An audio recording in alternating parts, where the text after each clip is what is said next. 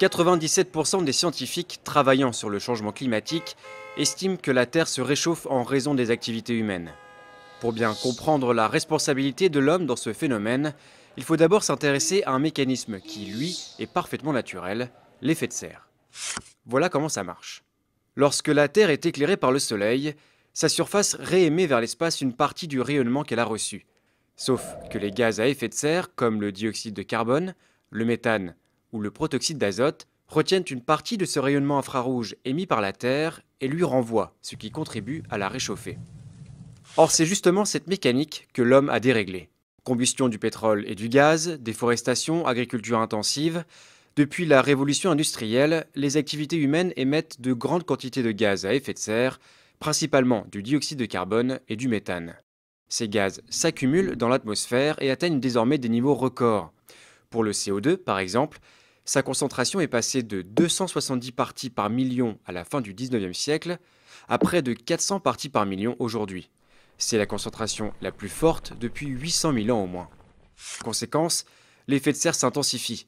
Le surplus d'énergie introduit aujourd'hui par l'homme dans la machine climatique est à peu près l'équivalent de 3 petites bombes atomiques explosant à chaque seconde. Et les conséquences sont dramatiques. D'abord, sur les températures. Aujourd'hui, la température moyenne terrestre a déjà augmenté de 0,8 degrés depuis la fin du 19e siècle et les épisodes caniculaires sont plus fréquents. Les températures extrêmes, qui ne touchaient que 1% de la surface continentale terrestre, en concernent désormais près de 10%. En admettant que la concentration de CO2 double d'ici 2100, la Terre verra sa température moyenne grimper encore dans une fourchette comprise entre 1,5 degré et 4,5 degrés supplémentaires. Deuxième impact, le niveau des mers.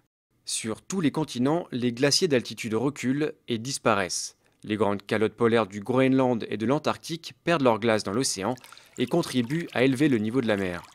Si la banquise antarctique voit sa surface augmenter légèrement du fait d'un renforcement des vents, la banquise arctique, elle, a vu sa superficie fondre d'environ 30% depuis les années 80. Résultat, le taux moyen d'élévation de l'océan est aujourd'hui d'environ 3,3 mm par an, mais ce taux est appelé à s'accroître à mesure que les émissions se poursuivent. Déjà montés d'une vingtaine de centimètres en un siècle, les océans pourraient s'élever, dans le pire des scénarios, d'1 mètre d'ici 2100. Les petits États insulaires du Pacifique ou de l'océan Indien, comme les Maldives, seront les premiers à disparaître. Troisième élément directement touché par le réchauffement climatique, les précipitations. Dans les latitudes moyennes et hautes de l'hémisphère nord, les scientifiques s'attendent à davantage de pluie. En Californie ou dans le bassin méditerranéen, ainsi que dans toutes les régions déjà arides, ils prévoient des sécheresses plus longues et plus fréquentes, ainsi qu'une réduction du débit des fleuves.